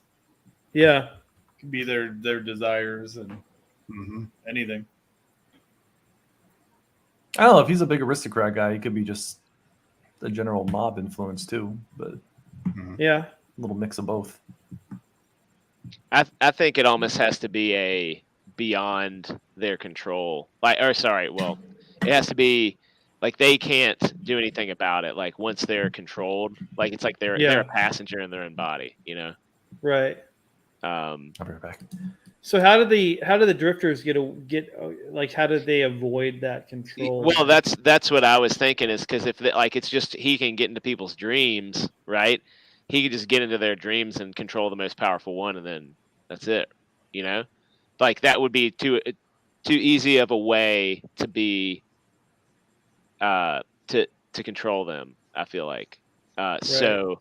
I feel like there needs to be some tangible way that he is able to hold them to it. I don't know. Like maybe it's like a contract he's using. It's like the devil, right? He uses something and he convinces them of it, and they're like, "Yep, I'm good for that." And they didn't read the fine print and they're controlled. I don't know, but that's a good point. That's a good like maybe it's through their own ignorance in making a bad choice. Like I don't know if we want to go that deep with a theme, but like that could be that person's downfall. That's how he holds control over them, and then like I said, they're a passenger at that point. They got to do what he says. Like they literally, their body does it. They don't have any control over themselves. So if it's kill the drifters, they go to kill the drifters, and the drifters have to stop them, even though these people, kids, whatever, don't want to have any part of it. The drifters have to figure out how to not kill these people and stop him. Right. So I like all that. One kind of like writer hack. If anyone ever watches this and they're looking for, how do I write villains in conflict? If you use the villain, number one, as with the heroes, you use their strengths against them. Same thing with the villains. Like whatever this guy's major, like whatever it is that's giving him power. If you start out in realizing, okay, I'm going to make that also the thing that causes him to be defeated, so in that instance, like if he's I lost track of what Macho was saying. I was saying like he is forming some sort of, I don't know, this is just an idea, not nothing, but like maybe it's a contract he had to form. Oh, right, right. You know, with these people, they decided to agree to something, whatever it is. Like it's not literal paper, but you know, like that's how the devil gets you, right? You do a deal with the devil, you get whatever it is, but he gets your soul. Kind of that situation, right? So you use that same thing, and you figure, and then the heroes figure out a loophole there, like how to defeat him. You know, like let's just say let's say it's because he's the mayor, right? Let's just say it's voting for him, like just randomly a thing. Yep. Like, and when someone votes for him, that's kind of like they're like signing away their soul to this guy, so he can control them at that point. You know, so I'm not saying this at all, like absolutely not this, but something like this. But like the heroes realize that that's the case, and they're able to like rally the town to vote against him. You know, not that, please, not that, but something similar. Like I'm just saying, like this is along that track. You know, where their power, the way they gain power, is also the way that they'll end up losing it. Yeah. So I don't know what that thing would be for this, but that's a good place to start. What about something like when you're at a convention and you'll get a free T-shirt if you sign up for their mailing list or whatever? Yeah, right. So like you sign up for his whatever campaign mailing lists and you get this free T-shirt or mug or whatever, and that like bounds you to his control. Make sure you think twice before you sign up for Loose Threads. That's good. That's good though. Like seriously, like there's something that where this reminds me of an episode of Supernatural where there's this couple of like you know, mild mannered middle class couple who like they give all these Christmas wreaths to this shop that sells them, and anyone who has the wreath on their door, they go and they like kill the dad and they eat him because they have this wreath made of meadowsweet or something like that on their door. But yeah, like that's the thing. Like, you know, if that's his thing, if he's this powerful town guy, he gives out something. If you voted for him, or maybe if you didn't, I don't know, but you get this token of his appreciation, and that's the thing that binds you to him. Something like that would be kind of cool. He should be a huge guy, like a British Brian Dennehy. I agree. I think that'd be great. I have to go to the bathroom. I can still hear you guys, but I have to go to the bathroom. I'll be right back. We don't want to hear we can't hear you while you're in the bathroom. I'm muting. Thank you. Yeah, so a big British Brian Dennehy named Beak. This is what we've got so far. We're going with a lot of B's. British Beak, Brian. British Brian Dennehy, looking fellow named the Beak, has the ability to control people by making deals with them through their dreams. And once he has control of them, they cannot unlock control unless our heroes, the drifters, can find a loophole within the deal, so to speak. They have to fight their way through, I guess, a whole town's worth of people to get to the Beak. So that's cool and fun, and you know, lots of funny things can happen with that. But once they get to the Beak, they defeat him through, I guess, lawyering. You could have Buffalo Bill walking around in there with a dead body that he can't infiltrate for some reason. That's a good idea. That's a good loophole. Yeah. And also, we do have magic on our side because we do have a wizard. So that's why I think like however he's controlling them, I feel like has to be more than like he gives them a thing or he like, you know, like they sign something. I feel like it needs to be like a little bit more sinister. That was why that was in mine. It was like he like, you know, he sneaks up and he stabs you. He gets some blood. It's in the voodoo doll. You're controlled because it's a representation of the human, and your part of you is in it. But it could be the other way around. Like maybe he's, I don't know. I feel like it could be something like that, though. I like kind of what Macho's saying better. I don't think it should be that he does it in a dream. Yeah, I think it should be a real world interaction. Yeah. Ooh, the blood is a very sort of like, good hook for any kind of thing like that. Maybe they sign in their own blood somehow, or they have a blood pact of some kind.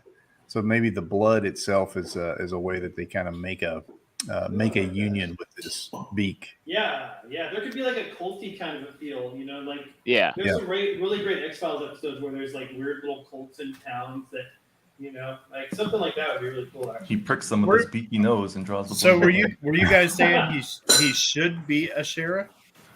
I just said like you could make him a sheriff and like say, like that's how he's controlling the town. Like he has control of the whole police force. Yeah. You know what I mean? He could. Colton called him the could, primetime six to the chat. He could deputize people, right? Deputize them, and Yeah, when right. he puts a little pin on them, pricks them with their little star that they get. I Yeah. kind of love that. He manages to prick everybody in the town, and nobody notices. They got it. Everyone's like, Star on. He's like, It's "Oops, like sorry about that. It's like that Spider-Man meme. They're like, "You're the deputy? No, you're the deputy." Everybody has a deputy star. He gave it to me. They'd all be under him, right? Yeah. Plasma. All right. I'm going to draw a little bit. I'm going to try to draw the beak. You can draw some blood. Yeah. Draw the beak. I tried to draw him earlier. I didn't do a good job. So why don't you do it? There's Mike over here thinking we're still doing wrestling right now. Long past it. Hey, I'm glad he's catching the rerun. Yeah. Is he catching the rerun, or almost is he That just, must be what it is. That must be what it is. Or is he still bitter? We haven't given him a rematch. All right. I'm just glad when someone tunes in. That's that's where I'm at. Polton, you've been quiet. Do you have any thoughts? Remember, this is for free. Give us Right. your best idea for free. Yeah, that's like, so he's like, I'm working on loose threads. I'm not giving you any. The He's like, co-creator oh of man, I Graveyard have Shift. ideas, but I'm not giving these fools this. I know. Give us your best idea. No, I was for free. just getting back to like how he makes contracts. I was thinking then maybe a petition of some sort, like to get, I don't know, something he wants in town, or I don't know, some way to get the drifters out of town. He has a petition to clean up the town. I don't That's know. actually kind of genius, where he's trying to get rid of all the homeless people from the town. And Ooh, yeah. See, this is why writers' rooms are so effective, because you get all these people bouncing off each other. I wish we could do this all the time for stories. you watch at the rate Mark pumps his books out, like the next issue is going to be like the beak, and there's the He got it. You know where that came from? I was like, I wanted to call him the Magistrate, and then I looked it up, and there's already like a Marvel, I think it's a Marvel villain or a DC, I forget which one, named Magistrate. And I'm I like, just okay, I assume can't that do that. there's already a Batman looks like an villain eagle or a Marvel already. villain out there for It's like every Hawkman. name. Yeah. Yeah. So I looked up like synonyms for Magistrate, and then there's this really obscure, like you can almost find no information on it, but in the UK, going back to like the 1500s, I think there's like this slang term, the beak, and it means like a magistrate or a judge or somebody who makes laws.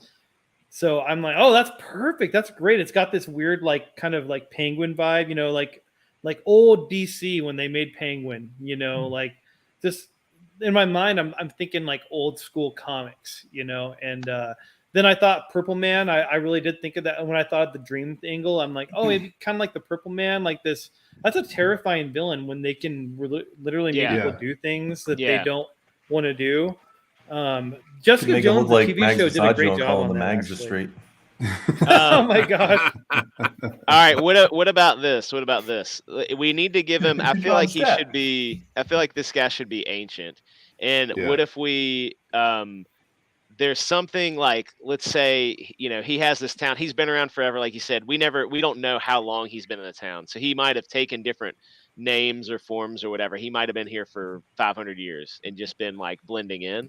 So what if he's, we take his history and everybody in the town, he starts, he gives them something that they keep in their house. It's something personal. It's like a little totem or something, right?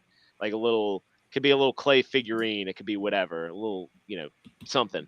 And that thing, that act of giving it to them, like they touch it, maybe they get their fingerprint on it. It's made out of clay or something. And then he has them with that, as long as it's in their home, like where they sleep or something like that. Yeah. He was like, no. I like it. He's like, what's he holding? No. I don't know. I just gave him the staff. I'm just rolling. You guys just keep talking. All I like that you guys are like describing the penguin and like this old school like British guy, and Mutt's like draw a guy in bird costume. Yeah. You got to get the bad ideas out first. That's how the good ideas start happening. I mean, I imagine he needs to blend in with society a little bit. Yeah. But I do like if we're doing like a flashback, I like Stat Zero with a scythe. Is kind of a fun idea. I like right now. He looks kind of like a cat. He looks like like a cat, but with a bird hat on. No, he looks like a panda. A panda with a bird Yeah. hat. Yeah. What did I just watch where the guy until Sylvester and starts out? Tweety. Yeah. Trying to lure in other birds. Well, and you got to keep in mind, guys, that this is not a super serious book. We need to have some kind of like, Whimsy. silliness. Not that we want our villain to be not scary, but Yeah. I do like the idea that you have this big like person running for mayor and everyone loves him, but he just walks around in a bird costume. Bird costume. And no one says anything about it. well, yeah, totally normal. That's our mayor. He looks like that all the time. And he's ranting about like killing homeless people and stuff from the platforms. I really, I did conceive him like as an antithesis to homeless people. Like he's this guy who thinks because he's always come from money, he's better than, but yeah, that's funny. Yeah, well, we can kind of, streamline this look. We can make him, like the beak can definitely not be there. As long as he's sleeveless, I'm okay with it. Well, I was thinking he just had a big nose and that kind of like, Yeah.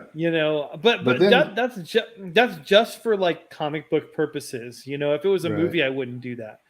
I'd call him the beak without the nose because it is British slang. So it's not, you don't need to have the big nose. Yeah. But for comic books, it makes sense to have a silhouette that adheres to that, to the title. I do think he needs some kind of headdress, though. Does he have a mullet?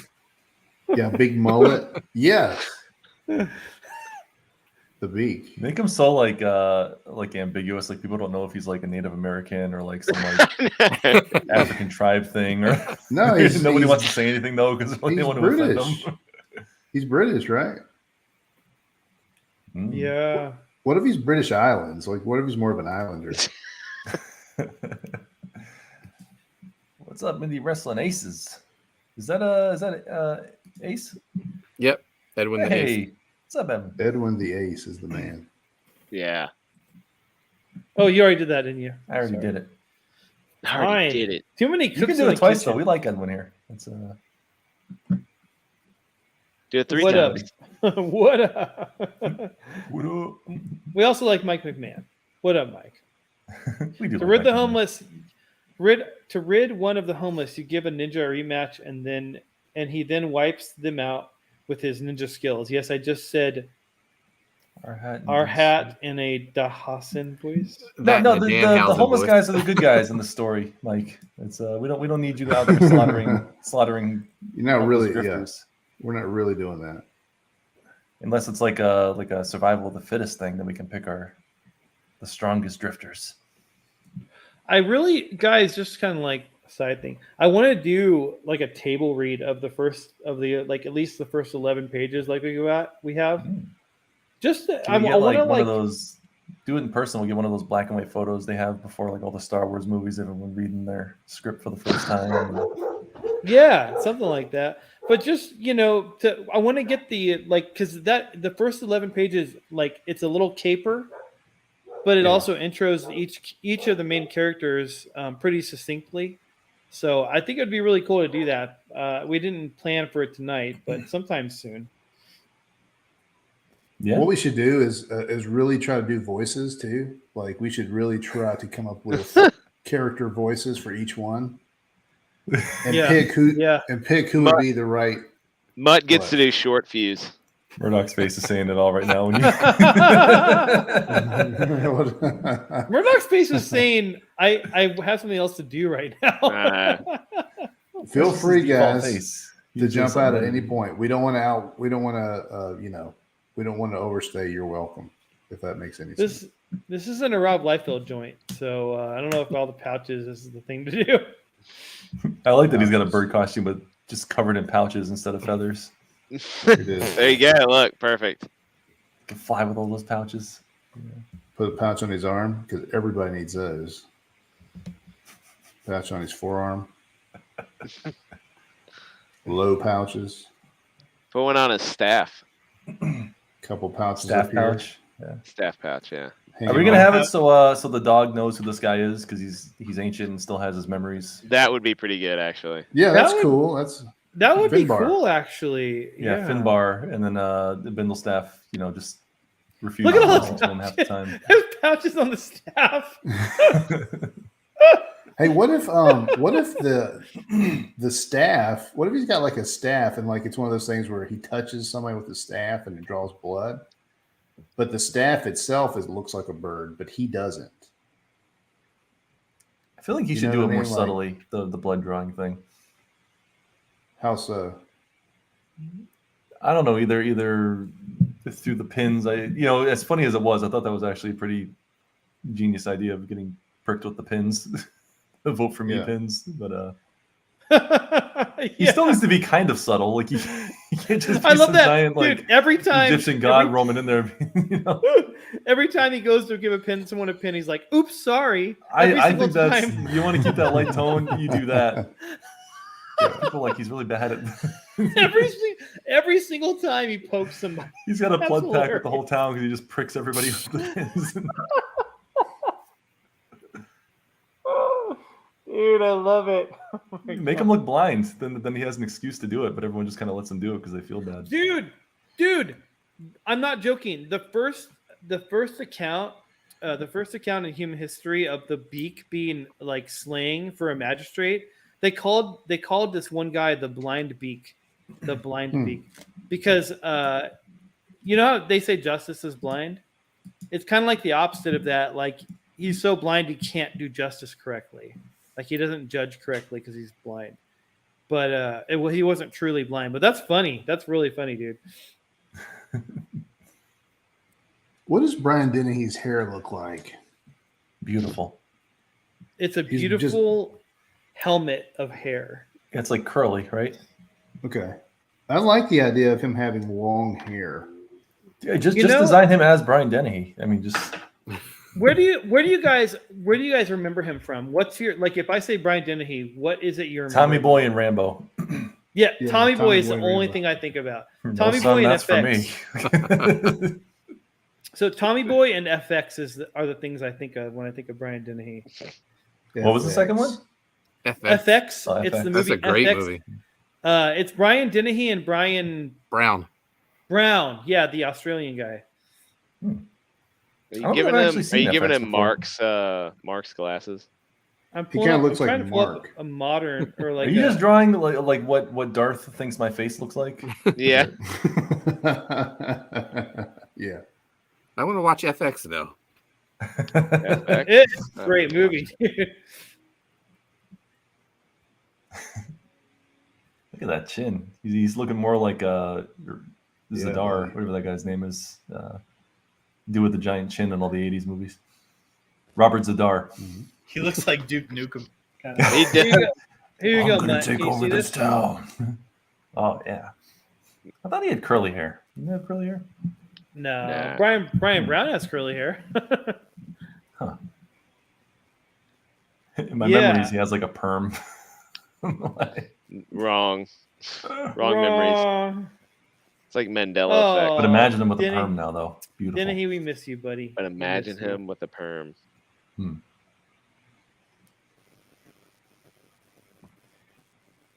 Moment of silence. Yeah, for Brian switch Denny. over I'm to- searching Brian. I'm searching Brian Dennehy with a perm on on Google. Unfortunately, nothing showed up. I'm searching that's too FX bad. on eBay on Blu-ray. Leandro is a fan. Leandro says this is great. Leandro, this superhero team is awesome. It's better by far than the new Warriors, which we created it to be. I mean, we set the bar low with that, but the script is really fun so far, if I do say so myself. It's good. This is good. Yeah, let's plan our script reading. So is he doing an Elizabeth Warren? Is he like Are you about to give him a space helmet? No. As a Native American? No, it's too small now. Make it bigger. His helmet is a bird cage. Oh my gosh, yes. Oh man. Please do that. And like his nose head sticks in a bird out. cage. His beaky nose sticks out of the bird cage. It can't fit, so he has it through the door. It raises a good question. It raises a good question because we've got to figure out the tone. And if it's straight comedy, then yeah, you put his head in the bird cage and have his nose sticking out. But if you're trying to have Be serious. action comedy, right? Then it needs to have some. He has some real, scariness to him. Debbie Downer mud over here. Should we look at the script a little bit? Like, do we want to just look at the script. Let's look at it. We want to glance at it. The fact that we got a guy who possesses people because he peed in the bad urn, and another guy. Yeah, it can't be too serious. Yeah, it can't be too serious. A wizard who lost his memory and doesn't whose arch nemesis is his dog, and only he can hear the dog, and he thinks the dog's crazy. Yes. Are you aspiring comic writers? If you want to win the next Graveyard Shift talent search, you put that little skull. Format your scripts correctly, because that's pretty much the only thing I do well. I'm not the greatest writer, but I know that Mark and John looked at them. They're like, "Oh man, this guy must know how to write comics because look at his scripts; they're so clean." Yeah, that's pretty much. I was like, okay, I'm not going to learn how to write, but I'm going to learn how to format a script. No, I'm just kidding. I'm a good writer too. But yeah, this is the script for the Drifters so far. Look at that. I don't even want to read it. I just want to look at it. It looks nice. Good font choices. Like, do you put I have little. I have little. Nice. I'm gonna do this for every single chapter, but just because I like doing it's fun. But like when it starts out, we're looking at Bindlestaff, who's kind of like an alcoholic. When you move a little further, you get to Weezer, who's the guy who huffs, and we've got like a gas mask. And then we get to Buffalo Phil, who's like an Oni demon mask. We got like a little Oni face here. Little icons for all these. This is great. Yeah, I like it. Yeah. I put love into it. Then we've got a skull. Something about a skull. I don't know. Weezer. Whatever. Weezer. Awesome. You gave Weezer a skull. No, Weezer was the gas mask. Anyway, but yeah. So I'll cruise that back up to the beginning of the script. No copy. We've got no copy. We've got downtown Phoenix in the wee hours, eye level, with a good look at the urban church across the way with a red neon cross. Street lights reflect off a layer of monsoon rainwater. Steam rises as the cool droplets collide with residual daylight heat. And here in Phoenix, if you don't know, the sun warms the place up, and then all night long it stays 100 degrees. That's just how it is. Sounds awful. Did you borrow some adjectives from Murdoch? I know. I was thinking that too. I was like, no. This is dumbing down. This is dumbing down my writing, because when I write, I want to write where my brain is. But they tell you if you're writing fiction, you need to write for like a middle school level. It's really weird. But if you go back and read, like if you read, let's just say you go back and read Lovecraft. No, half of the words you don't know what they are because there's a purposeful dumbing down of society through fiction writing where they tell you write for a middle school level, and people just never learn the words. So anyway, It's early in the morning, 2 a.m. Same as panel 1, but a trash truck barrels across our view, splashing rainwater like a fat kid doing a cannonball into a wading pool. Police lights from off panel bounce off the slick road. And then we move on. Head-on view of Bindlestaff. Behind the wheel, his eyes fixed off panel at the side mirror, which presently reflects red and blue light onto his anxious face. Panel 4. Close on Bindlestaff's face, glaring off panel at Finbar. Police lights dance across his face. Bindlestaff says, "Any other bright ideas, Finbar?" And the narration introduces us to our first character. This is Bindlestaff. The asterisk, just for comic writers who are getting into it, you want to know what these things mean. The little arrowy brackets mean that this is in some kind of language you don't know, probably. The asterisk means there's going to be an explanation for that language at some point. What's that? I said an editor's note. Editor's note. Thank you. Yes. So we're going to explain it at some point. I actually don't know where I put that in this book. Maybe it's going to be at the end. No. So I planned this to be at the end of the book because there's a big reveal of what the narration is. But anyway, enter flashback. Chuck Dixon taught me this trick. When you're going to enter a flashback, you type in all bold or all up caps, enter flashback. That way you know. That way the artist knows, oh, I'm in a flashback. Wide angle. Bindlestaff flees down an alleyway as police give chase. He glances down at Finbar, running slightly ahead of him with a similarly aggravated expression as panel 4. Behind him, a dozen bottles of beer hover several feet off the ground, trailing behind him like drunk, chubby little homing missiles. Narration continues. When Jenny found him, he was quite worthless. A queer, wine-bibbing sad sack with a questionable way of procuring said spirits. And I mean queer in the traditional sense.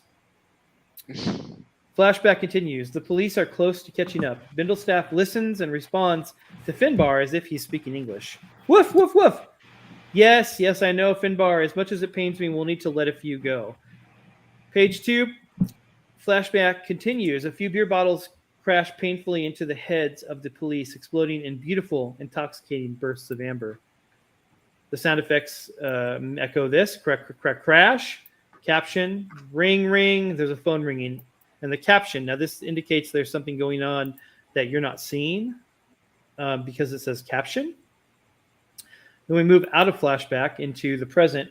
Bindlestaff again listens and responds to Finbar, holds a cell phone up, looking at the screen. We may or may not see, this is telling the artist he doesn't have to draw it if he doesn't want to.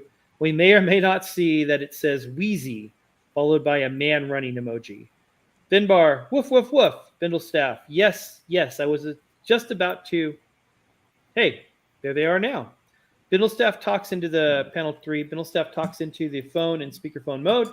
Wheezy, hey, yes, I was going to. Yes, those are sirens, and yes, again, that would be much appreciated. So whatever Wheezy's asking Bindlestaff, he's saying, yes, please do that. And I don't want to keep reading this because it's going to be boring and boring people to tears. But we're a little bit into the script here.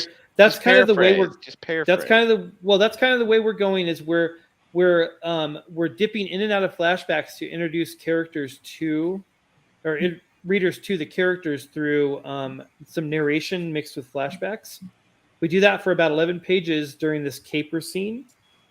And then once we get to the end of that, we transition into their current mission, which is going to start on page 12. And that's where we're at this point. Very nice. Oh, what? I won't say it live, Mark. That's why I sent it in Discord. I knew you'd like that though. Yeah, that's awesome. I almost prayed this morning about it, but I didn't. But I'm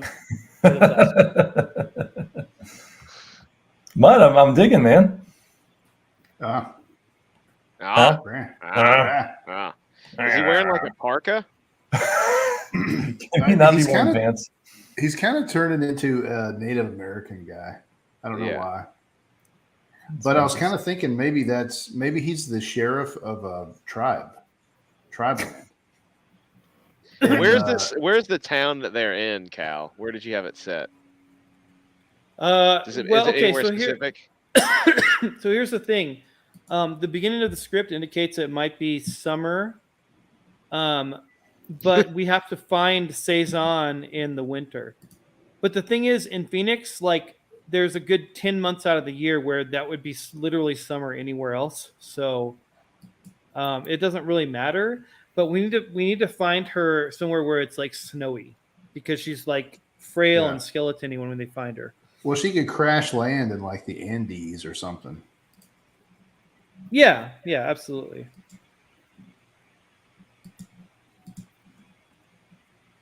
Oh, did we lose? Oh no, we didn't. No, we're all here. Okay, cool. We're here. I wonder what you guys are meant in the private chat that we switched screens. I was trying to figure out what. Yeah, we figured something more interesting would be you reading while looking at Mutt's art. I thought we had Mutt's art. Oh, we didn't have Mutt's art up there. We had the script up.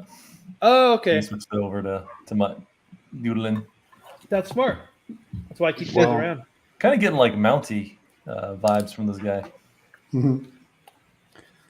Just so you know, he doesn't have to be British. I just did British because the beak is a British thing, but you know, he could be Native American. I'm all about cultural appropriation. I'm all about defeating some Indians. Wow. Some engines? Can we call them engines? Yeah, engines. Did you guys watch Steven Crowder this morning? Is that why you're on this? No, I don't like getting mad anymore, so I just avoid it now. Well, Mutt draws this guy. I gotta tell you, he shared a clip from the '70s where, who's the guy who played the Godfather in the Marlon Brando? Brando was offered a Academy Award, and instead a Native American woman came up and said, "We cannot accept this award because of what happened at Wounded Knee." She didn't mean Wounded Knee. She meant like this weird little Wounded Knee 2 that happened where a white guy killed an Indian guy in the 70s. And then Indians like took over the town for 3 months, over 2 months. The hilarious thing is after she does her speech, she walks off stage and Clint Eastwood, the cowboy, walks up to present the next award. And he says, "I don't know if I should present this next award because of all the cowboys that have been shot in the movies or whatever." I'm like, oh, dude, Clint is the man. Yeah, I mean, is. I was like, I wish he dropped the mic in that moment because that was freaking awesome. Were mic drops a thing yet in the 70s? They weren't, but if they were, he would have picked it up. That would have been the first mic drop. Yeah. Dude, Mutt, I'm really liking this, dude. I say we forget about the British roots and make him Native American. Okay. Do you like his? Like he's got some like I think that the like this weird like crow like mantle he's wearing here should have some kind of power or something, or maybe that's like who he really is. Yeah, maybe he's a skinwalker. I don't know. Ooh. What brush are you using? Is that just the regular? It looks. It's a Belgian comics inker. Oh, okay. Yeah, I like that. That's cool.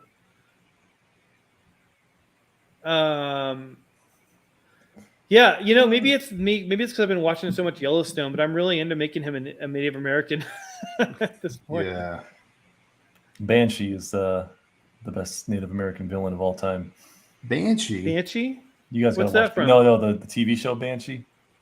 Oh, is that good? know that. I didn't know it's probably one of the best. It's on Cinemax. It's probably one of the best shows I've ever watched in my life. Wow. It's so good. Really? It's I it's think that guy who plays Homelander, that actor. Anthony Starr. Yeah, I didn't. Yeah.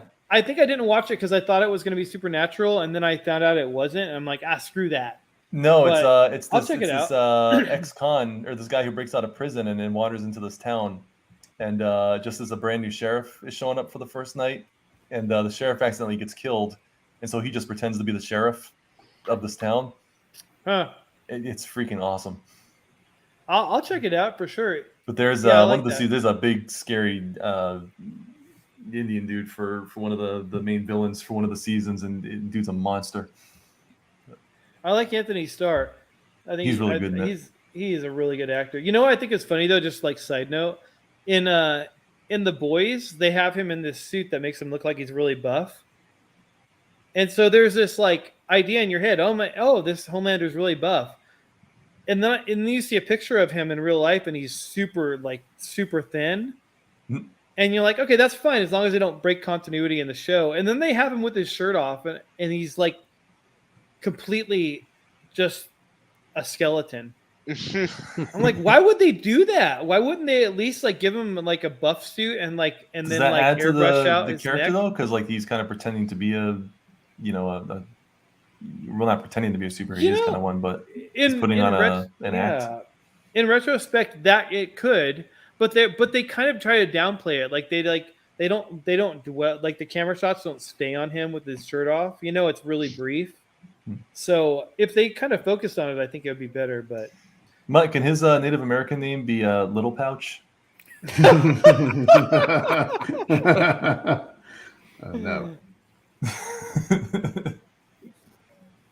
Big. I love that you incorporated the pouches and made it work. Yeah. I was trying my best. Like, how can I do pouches?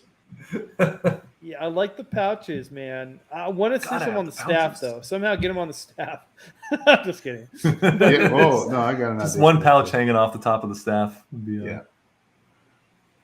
I think we've got a really solid direction for the first book after tonight. We're gonna have to regroup and work on a little bit, a little more direction for me so I can outline it well. Because I really like to get a really, really, really solid outline before I start scripting. But I think we have a really good direction, and we're at about 2 hours, so I think it's a good time to. It's like little medicine bags. It's great. Yeah, that's great, dude. No, that's perfect. I can't believe you just did that. Boom, genius. But yeah, we're about that time, guys, and. Thanks for coming on, Mark, and hanging out. Dave, Yeah, no problem. Obviously, as usual, we thank you for hanging out and chilling with us. Tolerating us, as Dave does.